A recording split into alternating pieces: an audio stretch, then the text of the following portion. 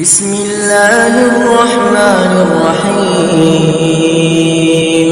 ياسين والقرآن الحكيم إنك لمن المرسلين على صراط مستقيم تنزيل العزيز الرحيم لتنذر قوما ما أنذر آباؤهم فهم غافلون لقد حق القول على أكثرهم فهم لا يؤمنون إنا جعلنا في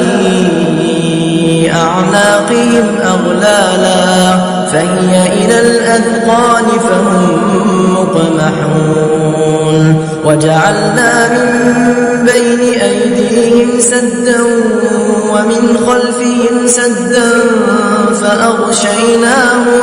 فأغشيناهم فهم لا يبصرون وسواء عليهم أأنذرتهم أم لم تنذرهم لا يؤمنون.